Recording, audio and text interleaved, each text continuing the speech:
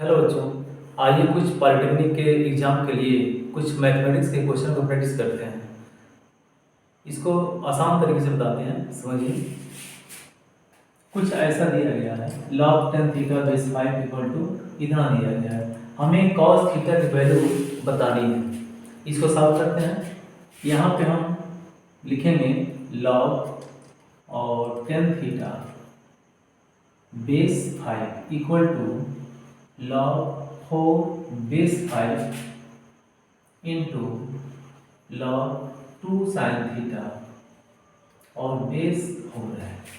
इसको थोड़ा सा हम एक्सपेंशन में इसको हम बदलते हैं। देखिए, ये हो जाएगा आपका log 10 theta upon log 5 equal to यहाँ पे log 4 और अपॉन हो जाएगा log 5 into log 2 sine theta upon log 4। चूँकि लॉगरिथम के नियम से ये ऐसा होता है, यानी log 4 बेस 5 है। एक बार समझा देते हैं। कहीं log a और बेस में b है तो इसको लिखा जाता है log of a upon log of b। वही फार्मूला ये लॉगरिथम का हमने इस पे एक्सपेंड किया है।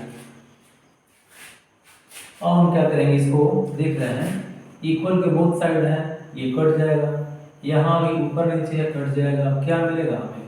मिल गया log 10 theta equal to log 2 और साइन थीटा। फिर से log कट जाएगा, मिलेगा 10 थीटा इक्वल टू 2 और साइन थीटा। यहाँ पे 10 को हम बदल देते हैं, मिलेगा हमें sine theta upon cos theta equal to 2 और साइन थीटा।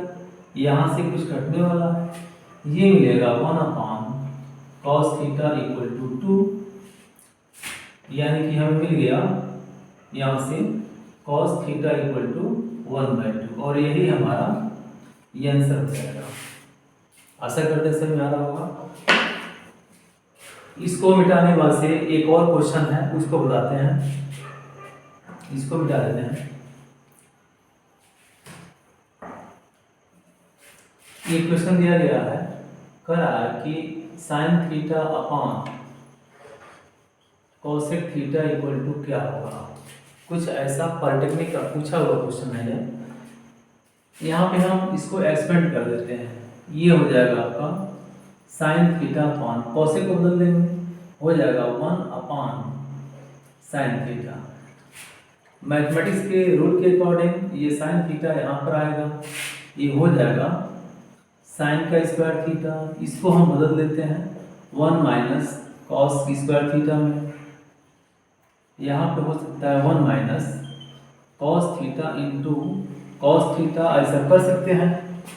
अब कॉस थीटा होता है 1 अपॉन सेक थीटा, इसमें हम बदल देते हैं 1 upon cos theta into 1 upon sec theta, यानी कि 1 upon cos theta upon sec theta. यही हमारा आंसर हो जाएगा। इसको सॉल्व करने के लिए कहा गया था, अब ये सॉल्व हो गया। इसके बाद से आते हैं नेक्स्ट क्वेश्चन पे। और भी पॉलिटेक्निक का और भी क्वेश्चन है, इसको बताते हैं।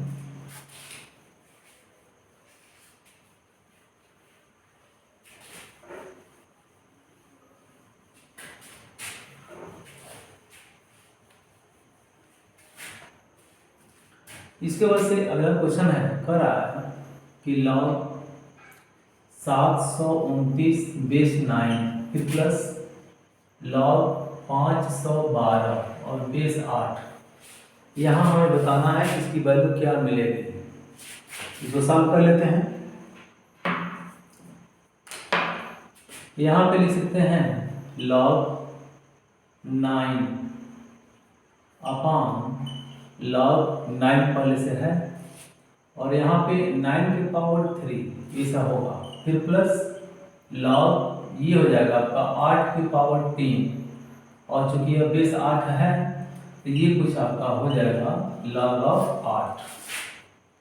अब हम इसको क्या लिख सकते हैं, ये 3 आएगा बाहर। चूंकि हम जानते हैं कि log a की पावर 2 है तो 2 बाहर आ जाएगा। तो क्या लिखेंगे 2 log ऑफ a। यही फार्मूला हम यहाँ पर अप्लाई कर रहे हैं, ये लॉगरिथम का फार्मूला है, ऐसा होता है। यहाँ पे लिखेंगे 3 और log ऑफ 9 अपॉन पहले से log 9 है, फिर प्लस 3 log ऑफ 8 और अपॉन log ऑफ 8। ये कुछ कटने वाला है, ये कट जाएगा तो क्या मिलेगा 3 और प्लस में 3 इक्वल टू 6, और यही हमारा इसका आंसर आएगा। आशा करते हैं समझ में आ रहा होगा। इसके बाद से देखिए एक और क्वेश्चन है, रूट का है, उसको भी सॉल्व करते हैं। ये क्वेश्चन दिया गया है कुछ ऐसा है, रूट के अंदर 3/7 to the power x plus 1 equal to दिया है 343/27। तो हमें x इक्वल टू क्या होगा यही हमें बताना है। ये हो जाएगा आपका, इसको सॉल्व कर लेते हैं। ये मिलेगा 3/7 to the power x plus 1/2 equal to, ये मिल जाएगा आपका, ये है आपका 7 की पावर 3 है, और यहाँ पर क्या है, ये हो जाएगा आपका 3 की पावर 3 है। इसको लिख सकते हैं 3/7 की power x plus 1/2 equal to 7/3 की पावर 3, इसके पावर 3। इसको हम 3/7 to the power x plus 1/2 equal to 3/7 अगर कर देते हैं तो यह पावर जो नेगेटिव है पॉजिटिव है वो नेगेटिव हो जाएगा, यानी कि -3। अब देख रहे हैं कि जो बेस है वो बराबर हो गया और पावर डिफरेंट है, तो जब बेस बराबर हो गया तो पावर बराबर हो जाएगा।